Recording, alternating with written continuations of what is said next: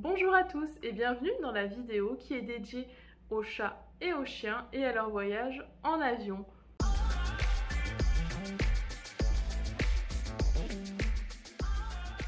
Donc on se retrouve pour parler du voyage de notre chat et de notre chien pour venir à Montréal.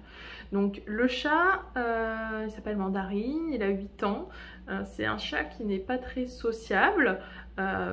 Et notre chien, lui, c'est tout l'inverse, il est tout jeune, il vient d'avoir 1 an, il fait environ 23 kilos pour vous donner une idée, c'est un berger américain. Et lui par contre il est très sociable. Donc pour le chien, comme il fait 23 kilos, on n'avait pas le choix, c'était obligatoirement un voyage en soute. Donc pour le voyage en soute, il vous faut une cage aux normes IATA. Donc IATA, je vais vous montrer à quoi ça ressemble. Donc voici la cage, c'est une cage que nous avons achetée chez Max Ciseaux à 120 €.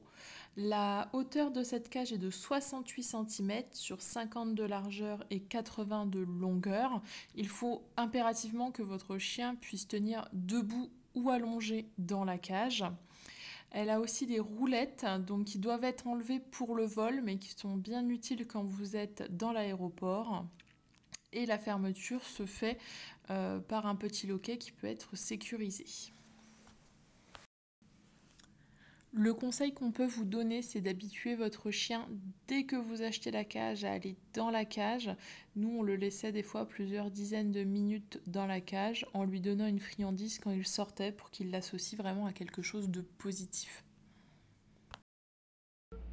Donc par rapport au chien, il faut savoir qu'il a été pris en charge. Donc nous c'était un voyage avec Air Canada. J'imagine que c'est similaire avec les autres compagnies.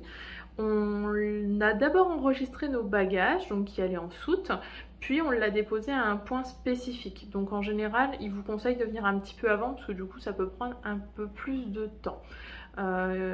Quelqu'un est venu le chercher, comme vous pouvez le voir, et est parti avec. Par rapport au chat, lui comme c'est un petit gabarit, hein, il fait 3,5 kg, il avait la possibilité de venir en cabine. Donc il fallait une cage qui respectait certaines dimensions. Par contre une cage souple, à l'inverse de la cage IATA pour le chien, possiblement avec la petite bandoulière, hein, la cage qu'on prend en général pour l'amener chez le vétérinaire. Je vous remettrai les dimensions si vous le souhaitez. Après elles peuvent varier en fonction des compagnies. Et la cage du chat doit être placée sous le siège devant soi. Ça vient en remplacement du bagage à main. Donc moi je sais pas, je trouve que ça rentrait pas très bien sous le siège. Bon après c'est peut-être qu'une idée. En tout cas ce qui est assez étonnant c'est que c'est un chat qui ne sort pas. Pour autant on n'a vraiment pas été embêté du voyage. Il n'a pas miaulé, alors je pense qu'il avait quand même un peu peur mais... franchement, on n'a pas été embêté. On avait peur qu'il miaule beaucoup, ça n'a pas été le cas. En plus, que ce soit le chat ou le chien, on n'a pas eu d'accident dans la cage, de pipi, de caca, donc c'est toujours plus confortable aussi. Donc voilà, par rapport au chat, tout s'est bien passé pendant son voyage. Je vous montre quelques extraits de son voyage.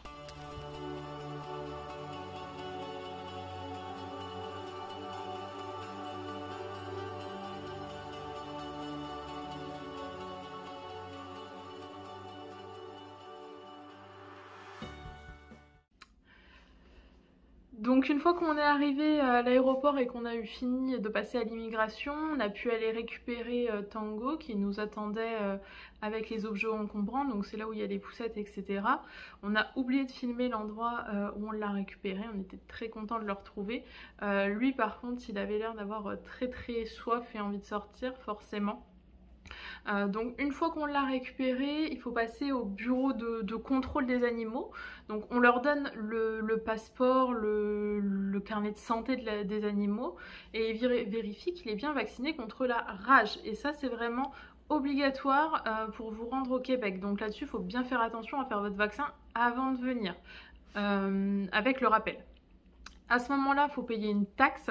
La taxe, c'est 30 $ pour le premier animal et 5 $ pour les animaux suivants.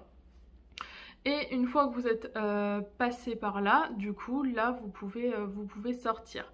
J'avais juste oublié de vous préciser donc le prix du voyage des animaux avec Air Canada. Donc pour le chien, pour le voyage en soute, on était à 270 $. Donc ça vous fait à peu près 180 €. Et pour le chat, on était à 100 $. Donc là, ça vous fait à peu près 70 €. Autre petit conseil que je peux vous donner, parce que nous on s'est longtemps demandé comment on allait faire avec le chat en arrivant, au niveau de la litière, parce que c'est pas toujours évident de courir au magasin l'animalerie quand on arrive, mais ici dans quasiment tous les supermarchés qu'on a fait, donc que ce soit Adonis, Walmart, Costco, ils ont des litières un petit peu jetables. Alors je vous montre à quoi ça ressemble.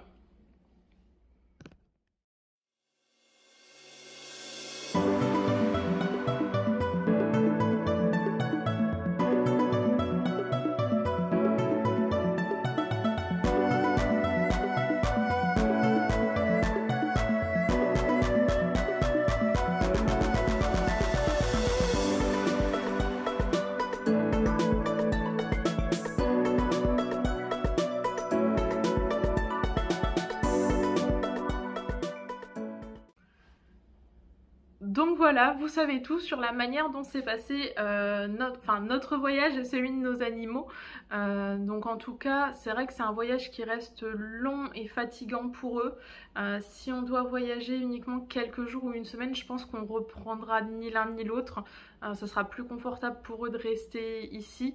Après, bon, ça se fait quand même pour des voyages un peu plus longs. Je pense que si on part 2-3 semaines, à ce moment-là, on réfléchira à les prendre avec nous. Donc voilà, n'hésitez pas à aimer cette vidéo si elle vous a été utile et à bientôt!